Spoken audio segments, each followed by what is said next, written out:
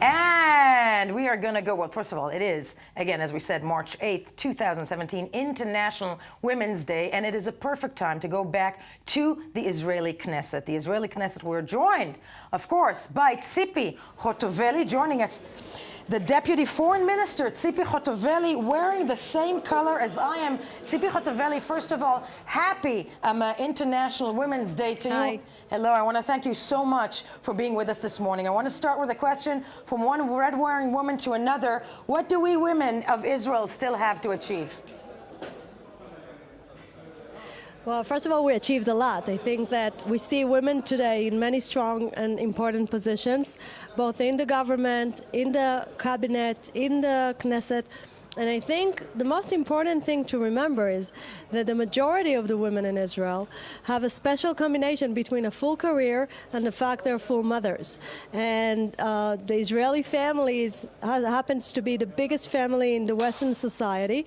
The average family in Israel has 3 children. And it takes a lot of challenges for the Israeli women in order to make this great combination between her beautiful career and the fact she's trying to be a perfect mother like all of us. Like, no, entirely so, like all of us. So I think this is the biggest challenge. The biggest challenge, you have 2 children, you know, you're a working woman, whatnot. Would you say that there is equality in Israeli politics between men and women? I said, first of all, the Knesset has changed dramatically since I got here 8 years ago. 8 years ago, we had the first phenomenon of the first MK that had a child while she was serving as an MK.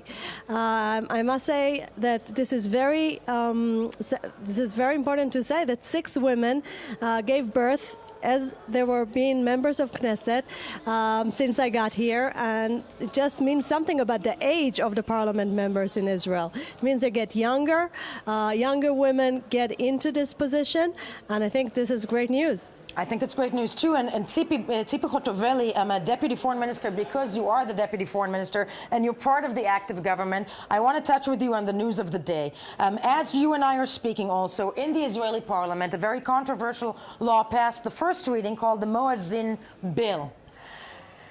Because we have an international audience, I'm asking you, is this the type of bill that we, as you know, that Israel actually as a country can defend internationally?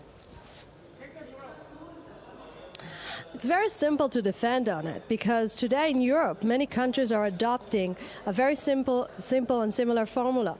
They say that in order to achieve balance between the right of religious people to practice their religion, and of course we have freedom of religion here in Israel, and the right of people to sleep in quiet, I think it's very clear that all the environmental laws and rules are saying that there is certain balance between that, and you need to keep quiet in certain hours of the day. It means both for Jews and for Arabs, for Muslims, Jews and Christians. You can't have any voice coming that is higher, not from a mosque, not from a church, and not from a synagogue. So it's equally applied on all religions. This is not anything against the Muslim religion, and I think it makes sense.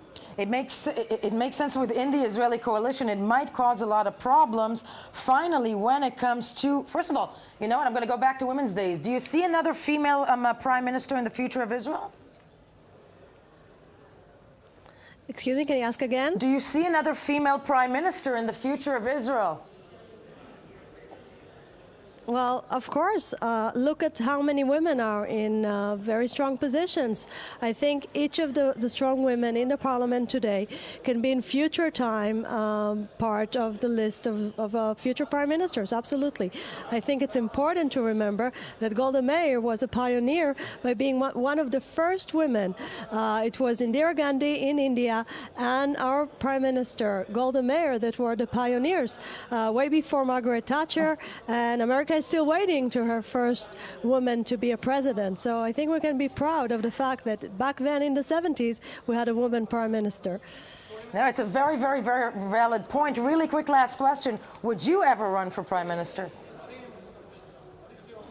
I think it's very early to ask such a questions. I think that every position, you should do it in the best way. At the moment, I really enjoy the fact I'm the Deputy Foreign Minister. My biggest dream is to be the Education Minister, and I really enjoy my work in politics. And I really enjoyed speaking with you, and I love seeing you in red. Tzipi Hotovely, thank you so much for being with us this morning, and happy International... Thank you, and congratulations to all the women. Amen. Happy International Women's Day. Happy International Women's Day. We will be right back. Don't go anywhere.